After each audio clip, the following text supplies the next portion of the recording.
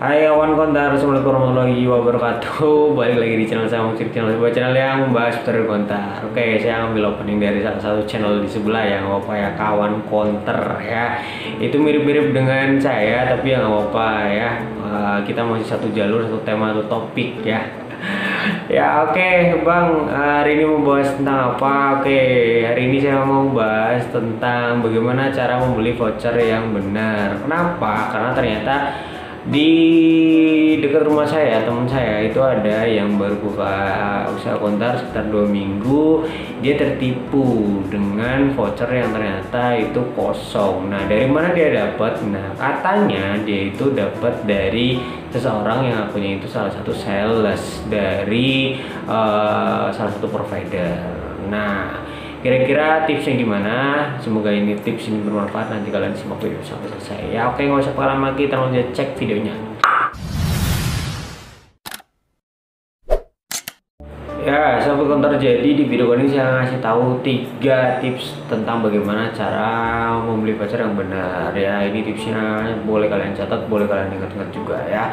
Oke, yang pertama yaitu kalian cobalah beli di kantor provider tersebut. Nah, jika kalian itu pemula banget, takutnya kalian itu ketipu seperti kayak teman saya tadi, ada yang datang konter terus pura-pura nawarin, terus ya punya sales dari provider tersebut, kalian nggak berani, ya udah kalian coba cari-cari dulu di tempat kalian itu kira-kira ada nggak sih kantor atau gerai dari si provider yang ada di kota kalian. Nah, itu lebih aman dibandingkan kalian nunggu di konter atau kalian beli kemana yang nggak jelas kayak gitu, walaupun harganya murah tapi nggak tahu kan ternyata isinya kosong, malah lebih rugi kalian ya. Jadi kalau kalian nggak mau nanggung resiko, terus belum punya pengalaman juga, belum punya kenalan juga, ya kalian boleh untuk pergi datang ke salah satu atau ke ya gerai-gerai yang ada di kota kalian. Nah, kalian di situ kan pasti mau berapapun jumlahnya itu akan dilayani ya. Jadi kalau misalnya ke kantor itu nggak mesti yang apa ya, orderannya itu banyak, enggak.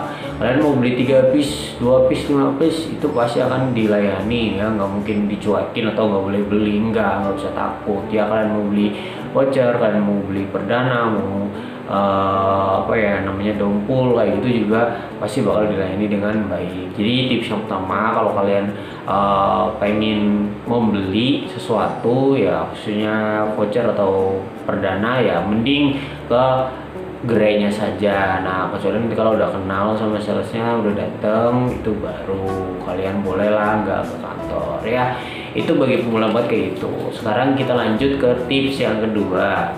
Nah, tips yang kedua yaitu jangan terlalu tergiur dengan harga yang murah. Nah, seperti pengalaman teman saya itu tadi, dia itu ketika baru buka konter sekitar kalau nggak salah 2 mingguan gitu, terus ada yang nawarin seperti itu ya, oknum seperti penjual atau sales dari salah satu provider ya, dia menawarkan dengan harga yang cukup murah. Misalkan harga normal saya misalkan beli ya 1 giga misalkan 7.200 misal. Nah, dia itu nawarin 6.500. Nah, kalian boleh tuh bertanya, masa ya murah banget kayak gitu ya. Karena itu kalian harus juga bertanya-tanya, jangan langsung sikat aja kayak gitu. Ternyata dengan harga yang murah malah kalian ternyata vouchernya kosong ya. Jadi kalau voucher kosong itu murah banget, di bawah 500 rupiah. Jadi ya kalau misalkan mereka jual dengan harga 6.500 sudah untung banyak banget ya. Misalkan kalian beri 50 piece aja kayak gitu kan, untungnya berapa kali lipat. Nah, jadi tips yang kedua, janganlah terlalu tergiur dengan harga yang murah yang ditawarkan oleh seorang yang baru kalian itu kenal. Catat baik-baik ya. Kalau misalnya harganya normal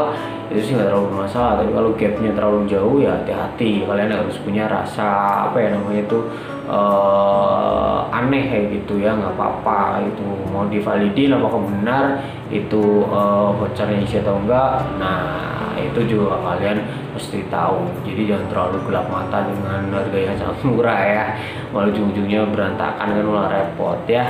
Oke, itu tips yang kedua. Nah, sekarang kita lanjut ke tips yang ketiga. Tips yang ketiga, coba kalian lebih teliti ketika kalian akan membeli vouchernya. Nah, seperti saya kasih salah satu contohnya ya, seperti ini.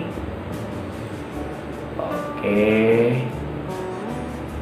ya, Di sini itu ada tulisan, di setiap voucher itu biasanya ada tulisannya itu masa berlaku sampai. Nah, ingat baik-baik, itu bukanlah masa berlaku dari isi voucher tersebut ya. Itu adalah masa berlaku dari si vouchernya ini, bukan isinya. Jadi kalian harus bisa membedakan antara apa ya, masa tunggu dari yang ada di dalam voucher ini dengan masa berlaku dari fisik voucher ini ya. Kalau misalkan kalian mengiranya kalau misalkan ini tuh yang ditulis itu adalah isi dari vouchernya, itu ternyata salah ya. Jadi ini adalah maksudnya adalah expired dari si fisik ini gitu ya. Jadi kalau kalian membeli voucher bagi pemula jangan terlalu banyak-banyak dulu ya. Kalau misalkan modalnya sedikit, belum punya pengalaman kayak gitu, jadi resikonya nggak terlalu besar. Nah, jadi itu ya, kalian harus lebih cermati dulu ya. Ini kira-kira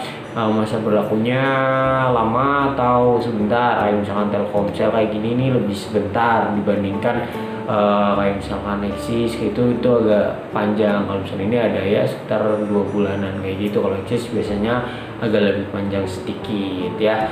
Oke, kurang lebih seperti itu sahabat konter. Semoga video ini bermanfaat bagi kalian yang mau terjun ke Indonesia Konter atau yang baru mulai dunia konter. Boleh banget untuk simak video-video dari saya. Semoga bermanfaat buat kalian dalam menjalani usaha dunia konter. Oke ya. Thank you udah nonton sampai habis. Sampai ketemu lagi di video selanjutnya. Sampai warahmatullahi wabarakatuh.